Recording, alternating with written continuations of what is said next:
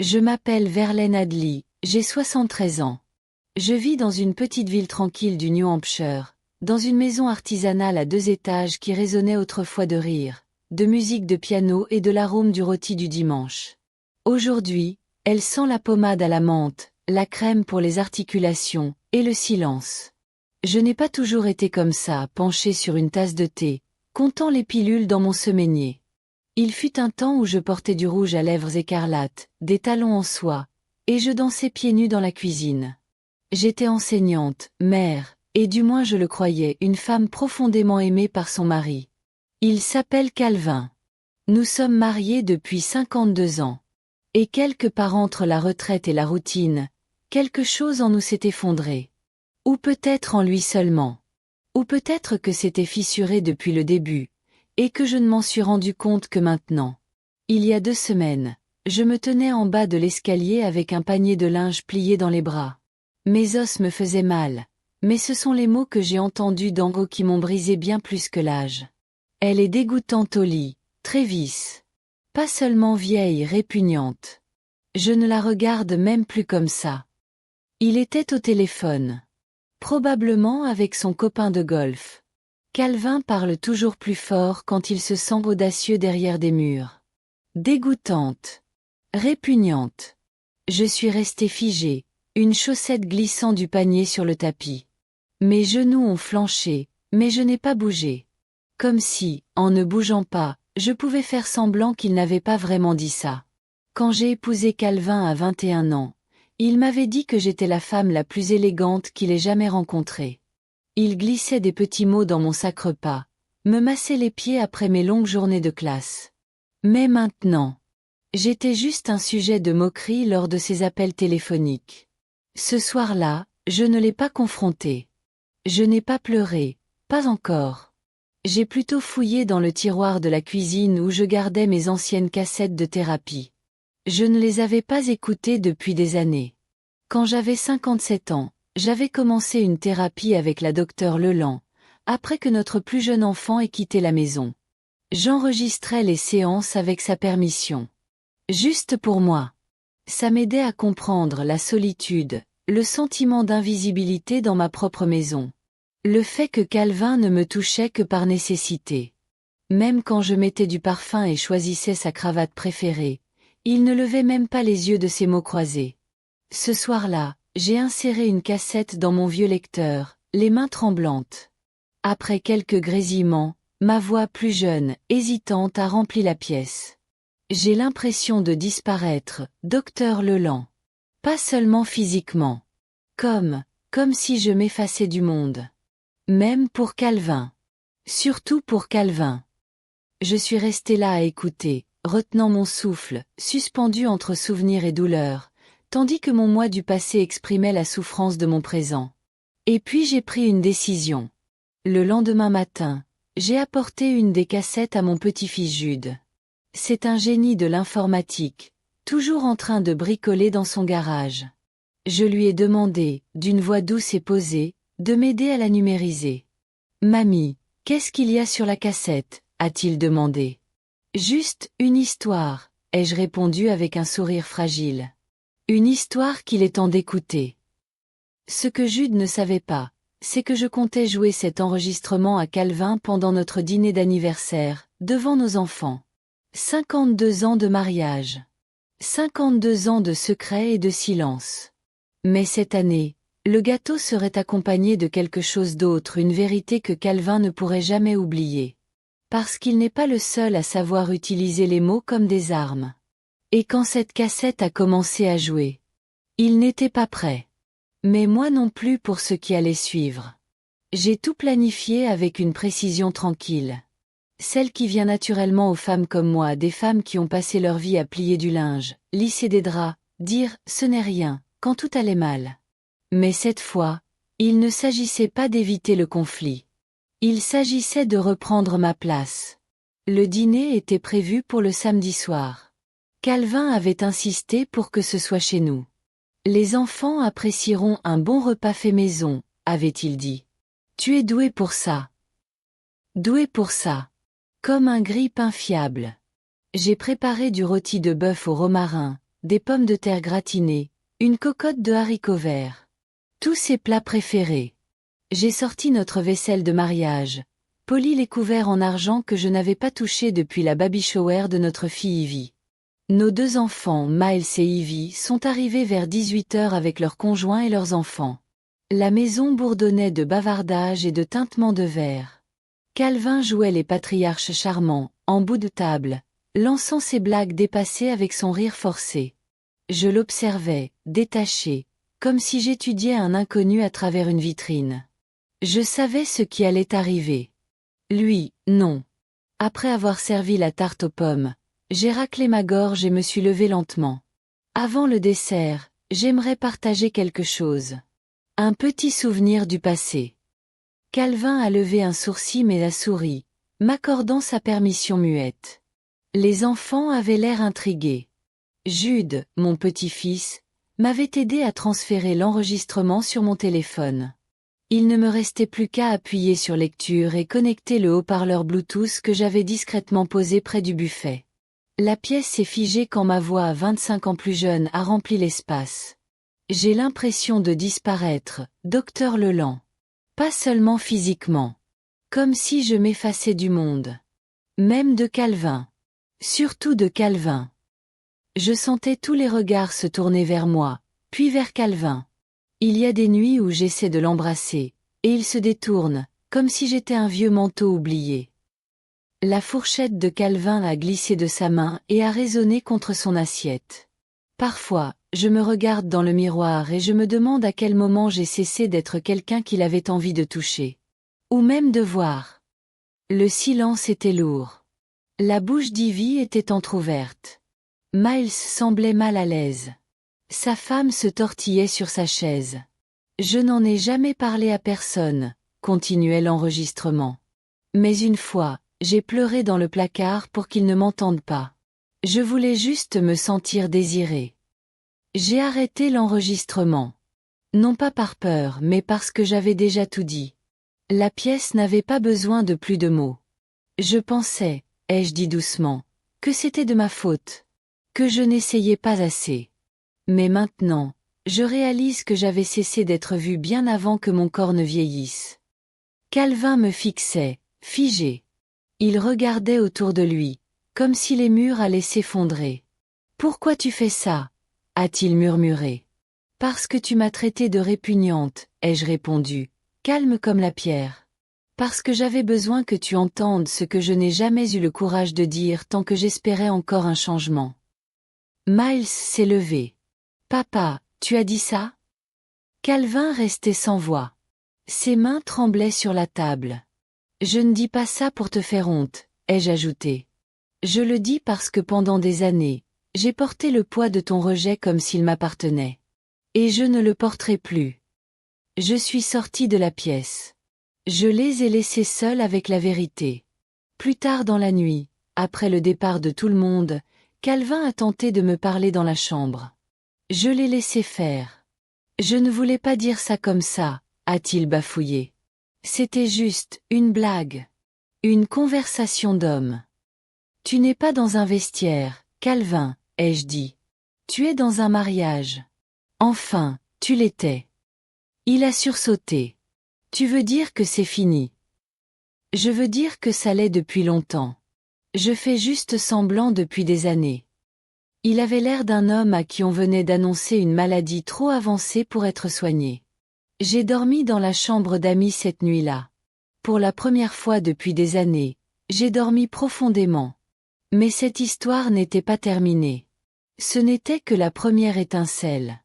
Ce qui allait suivre allait tout embraser. Parce que ce que Calvin ne savait pas, c'est que la cassette de thérapie n'était qu'une partie de ce que j'avais retrouvé. La vraie bombe. Elle était cachée dans une boîte sous notre lit. Et elle n'avait rien à voir avec ce qu'il avait dit. Mais tout à voir avec ce qu'il avait fait. Je pensais tout savoir sur Calvin Tadley. Après 5 décennies de mariage, on croit avoir tout vu chez un homme, ses qualités, ses habitudes, ses zones d'ombre. Mais je ne l'avais pas vu en entier. Pas même de près. 2 jours après le dîner, j'étais dans la chambre d'amis, rangeant mes vêtements dans le coffre en cèdre au pied du lit. J'avais pris la décision de m'installer dans cette pièce. Pas de dispute. Pas de cris. Juste de la distance. Du calme. De la dignité. C'est à ce moment-là que je me suis souvenu de l'ancienne boîte.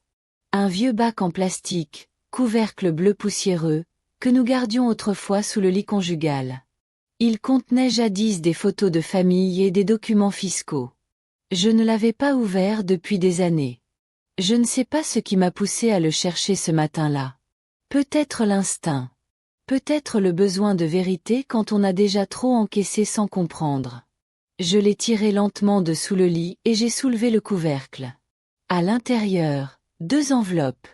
L'une venait d'un cabinet d'avocats spécialisé en retraite à Concorde. L'autre contenait une pile d'emails imprimés. Signés d'une certaine Carla.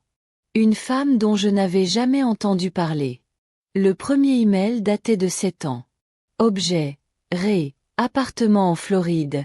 Carla A. Calvin. Je ne peux plus continuer à envoyer de l'argent depuis mon compte. Tu m'as promis qu'une fois le divorce finalisé, l'appartement serait à nos 2 noms. Tu as dit que Verlaine était trop absente pour remarquer quoi que ce soit. Mais je commence à m'inquiéter. Mes doigts se sont raidis autour du papier. Il y avait d'autres messages. Certains intimes. Certains pleins de colère. Des excuses. Des documents immobiliers avec les noms de Calvin et Carla gribouillés en bas. Des photos de palmiers. Un reçu de virement de 34 000 $. J'ai pressé ma main contre ma poitrine. J'avais l'impression qu'on m'enfonçait un fer brûlant. J'ai feuilleté la pile. Page après page de trahison soigneusement dissimulée, sous notre propre lit. Ce soir-là, je n'ai rien dit à Calvin. Je n'ai même pas prononcé un mot. Je suis restée assise, dans la chambre d'amis, à regarder par la fenêtre pendant des heures. Le lendemain, j'ai pris une décision. J'ai appelé Ivy. « Maman, tout va bien ?» a-t-elle demandé, inquiète. « J'aimerais que tu m'emmènes au palais de justice cette semaine, » ai-je dit calmement. « Pourquoi faire ? » « Pour modifier mon testament. Et mettre la maison à mon seul nom. » Elle n'a pas posé de questions. Ivy avait vu notre mariage se déliter lentement depuis des années, mais n'avait jamais rien dit. Elle respectait mon silence. Mais là, elle a compris que quelque chose avait changé. Et elle avait raison. Au tribunal, j'ai transféré la propriété de la maison à mon seul nom. Nous étions copropriétaires, mais c'était moi qui avais payé l'hypothèque avec l'héritage de mes parents. Et j'en avais la preuve. Ensuite, j'ai modifié mon testament. J'ai retiré Calvin de tout, pension, épargne, même notre petit chalet près du lac dans le Vermont, celui qu'il prétendait aimer mais où il se plaignait à chaque visite. À la place, j'ai tout laissé à mes petits-enfants. Pas par vengeance. Par justice. Et j'ai ajouté une dernière chose. Une lettre. Cachetée, certifiée, et déposée chez l'avocat. Voici ce que j'y ai écrit. Tu ne m'as pas seulement trahi avec une autre femme, Calvin. Tu as trahi la femme qui t'a fait confiance à travers chaque ride, chaque opération, chaque nuit où tu prétendais travailler tard. Tu m'as fait me sentir invisible. Mais je te vois maintenant. Et je me vois aussi. Je n'ai jamais eu honte de vieillir. Ce dont j'ai honte, c'est d'avoir mis autant de temps à réaliser que ma valeur n'était jamais liée à ton désir. J'ai signé. Plié. Enfermé la lettre dans le coffre avec les documents. De retour à la maison, Calvin était dans son fauteuil, regardant les infos comme si rien n'avait changé. Je ne lui ai rien dit. Pas encore. Mais il allait bientôt découvrir la vérité. Parce que Carla, elle n'en avait pas fini. Et le passé qu'il croyait enterré en Floride était sur le point de débarquer dans le New Hampshire, les griffes sorties. 3 jours après que j'ai trouvé les emails, la sonnette a retenti un peu après-midi. J'étais dans le jardin, en train de tailler le buisson de lavande près du perron. Calvin était à l'intérieur, sans doute en train de somnoler devant les infos. Quand j'ai ouvert la porte, je m'attendais à un colis ou à un voisin. Mais c'était elle. Carla.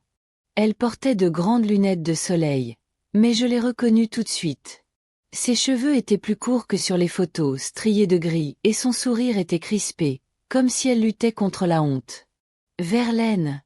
Demanda-t-elle doucement. Je suis sortie sur le perron, mes mains serrant encore les sécateurs. Oui. Je sais que je ne devrais pas être ici, mais je ne savais pas quoi faire d'autre. Il ne répond plus à mes appels. Et il me doit toujours plus de 20 000 $. Je n'ai pas scié. Vous êtes venu de Floride. Elle hocha la tête, gênée.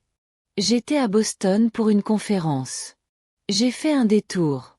Je me suis dit que, je ne sais pas, que vous devriez savoir. Je sais déjà, ai-je répondu. Tout. Elle retira ses lunettes et soupira. Il m'avait dit que vous étiez, ailleurs, quasiment absente. Que vous ne parliez plus beaucoup. Que vous étiez fragile. Que vous ne découvririez jamais rien. Je soutins son regard. Il a déjà eu tort. Carla ne répliqua pas. Nous nous sommes assises un moment sur le perron. Deux femmes qui n'avaient plus rien à cacher. Elle m'a raconté comment ils s'étaient rencontrés lors d'une collecte de fonds à Palm Beach. Comment ça avait commencé par des petits flirts, pour ensuite devenir un plan. Un appartement. Une nouvelle vie. Un futur. Je lui ai posé la question dont je connaissais déjà la réponse. Il vous a dit qu'il allait me quitter? Elle hocha lentement la tête. Il disait qu'il voulait. Que vous l'étiez, un poids. Cette brûlure familière monta dans ma poitrine, mais cette fois, elle ne provoqua pas de larmes. Seulement de la lucidité. Merci d'être venu, ai-je dit. Vous venez de me donner plus de vérité en 10 minutes qu'il ne l'a fait en 10 ans. Elle fouilla dans son sac et me tendit une enveloppe. Relevé bancaire. Et documents pour l'appartement. Au cas où vous envisageriez des poursuites. J'ai pris l'enveloppe et hoché la tête. Elle se retourna pour partir. Juste avant qu'elle ne descende les marches, je lui demandai. Il sait que vous êtes venu. Elle se tourna légèrement. Il va le savoir. Et il l'a su. Ce soir-là, j'ai posé l'enveloppe sur la table de la cuisine et j'ai appelé Calvin au rez-de-chaussée. C'est quoi ça? Demanda-t-il en feuilletant les documents. Des preuves, ai-je dit calmement. D'un homme qui a sous-estimé la femme qu'il a épousée. Il s'affaissa sur sa chaise, tel un ballon dégonflé. Tu lui as parlé? Elle m'a parlé, ai-je répondu. Il se trouve qu'elle est plus courageuse que toi. Il ouvrit la bouche, mais je levai la main. Je ne te demande pas d'explication. Je te demande de faire tes valises. Ses sourcils se froncèrent. Tu me mets à la porte. Je te demande de partir. La maison est à moi. Les papiers ont été finalisés la semaine dernière. Ton nom a été retiré de tout. Je n'ai nulle part où aller.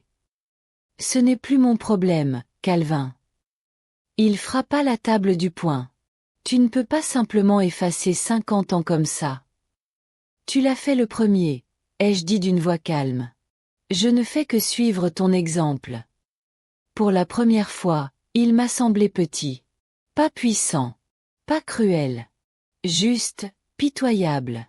Il n'a pas bougé de la nuit. Il est resté là, dans la cuisine, dans le noir. Le lendemain matin, j'ai trouvé une note sur le comptoir.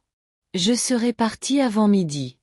J'espère qu'un jour tu pourras me pardonner. Je n'ai pas répondu. J'ai simplement versé mon thé et regardé le soleil se lever à travers la fenêtre. Il est parti sans un mot. Mais l'histoire ne s'est pas arrêtée là. Car une dernière vérité m'attendait. Une que ni Calvin ni Carla ne savaient que je possédais. La deuxième cassette. Celle où je prononçais enfin son nom. Après le départ de Calvin, la maison a retrouvé une forme de silence nouvelle. Pas celui, froid et gênant, auquel on s'était habitué depuis des années. Non. Celui-ci était pur. Apaisant. Comme si l'air lui-même avait enfin été lavé de la moisissure du mensonge. Je dormais mieux. Je faisais mes œufs brouillés comme je les aimais, bien poivrés, bien moelleux. Je lisais sur le perron, les pieds posés sur la rampe, une tasse de thé glacé à la main. Je relisais d'anciennes lettres de mes années d'université. Des lettres que je n'avais jamais osé rouvrir parce qu'elles me rappelaient qui j'étais avant que Calvin ne me réduise. Mais quelque chose me restait dans un coin de la tête. Comme une flamme vacillante dans une pièce verrouillée. La deuxième cassette de thérapie. Je n'avais pas prévu de la réécouter. Mais après la visite de Carla et le départ de Calvin, j'ai compris que je me devais de la réentendre, pas pour me venger, ni pour le confondre mais pour guérir. Je suis allé dans mon placard et j'ai sorti une vieille boîte à bijoux en bois. La cassette portait une étiquette effacée sur laquelle j'avais griffonné au feutre rouge. Séance Leland, avril 2003. L'une des dernières que j'avais enregistrées. Et soudain, tout me revenait. Ce jour où j'avais craqué. Pour de bon. Je me suis assise sur mon lit, j'ai fermé les rideaux, et j'ai glissé la cassette dans le petit lecteur que Jude m'avait rendu. Clic. Ma voix, plus douce, plus hésitante que dans mes souvenirs, a résonné dans la pièce. Je sais ce qu'il fait, disais-je. Il pense que je ne remarque rien, mais je vois tout. Le nouveau parfum. Les sorties à la quincaillerie qui durent 4 heures. La façon dont il ferme son téléphone dès que j'entre dans la pièce. Silence. Puis le bruit d'un mouchoir qu'on froisse. J'ai l'impression qu'il m'efface alors que je suis encore vivante. La voix chaleureuse de la docteure Leland répondit. Avez-vous envisagé de le confronter? Avant, je pensais que si je restais gentille, fidèle, si je continuais à être la femme douce qu'il avait épousée, il reviendrait vers moi. Mais maintenant, je réalise que je ne veux plus de cette version de lui. Je veux la version de moi qui existait avant que je me réduise pour lui. Mes yeux se sont embués, mais je suis restée droite. Et puis il y eut ce moment que j'avais oublié. Je vais faire un plan, disais-je, d'un ton plus ferme. Je vais m'assurer que s'il entend ça un jour, il sache que j'ai toujours su. Que j'ai supporté, non pas parce que j'étais faible, mais parce que j'attendais le bon moment pour reprendre ma vie. Et la cassette s'est terminée sur une phrase qui m'a coupé le souffle. Et un jour, il entendra cet enregistrement et comprendra qu'il ne m'a pas brisé. Il m'a libérée. Je suis restée là, en silence, laissant les mots résonner dans la chambre. Je n'avais jamais partagé cet enregistrement. Pas même avec Jude. C'était une promesse. Une déclaration à moi-même. Mais peut-être qu'il était temps de le partager. J'ai appelé Ivy. Maman, tu vas bien? A-t-elle demandé, sur la défensive. J'aimerais offrir quelque chose aux enfants, ai-je dit. Quelque chose d'honnête. Sur ce qu'est l'amour. Et sur ce qu'il n'est pas. Le dimanche suivant, toute la famille s'est réunie chez Ivy pour un brunch. Je me suis levée devant mes petits-enfants Jude, Canrin et la petite Becca et j'ai joué la cassette. Pas pour faire honte à Calvin. Pas pour ressasser la douleur. Mais pour leur montrer ce que cela signifie de survivre à une trahison avec grâce. De grandir. De se réapproprier son histoire, peu importe son âge. Jude m'a serré dans ses bras. Mamie, c'était courageux.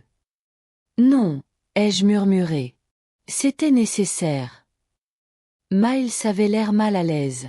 Il lutte encore avec sa loyauté envers son père. Et c'est normal. Je n'ai pas raconté mon histoire pour diviser.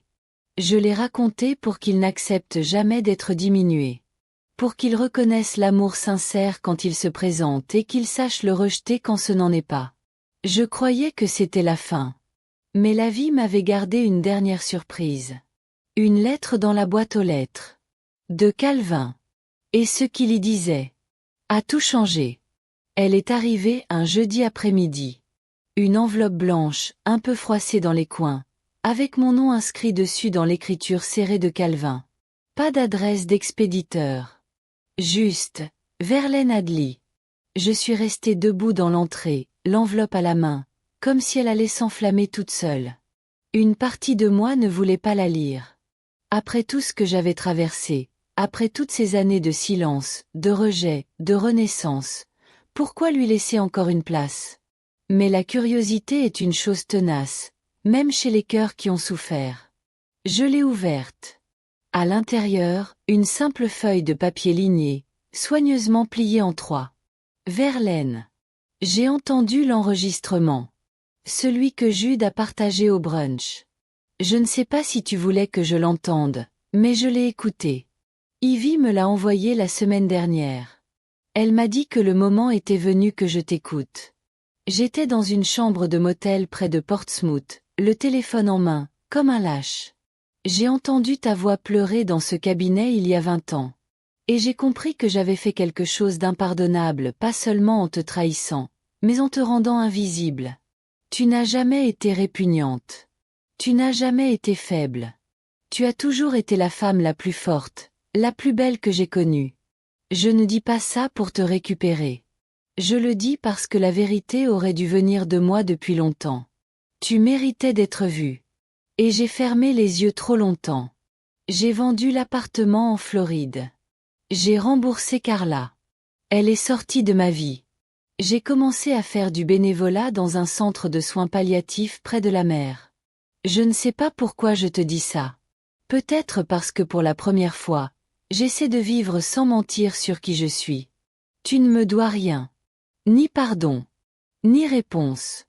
Mais si un jour tu repenses au bon moment, je t'en serai reconnaissant. Et si tu ne le fais pas, je comprendrai.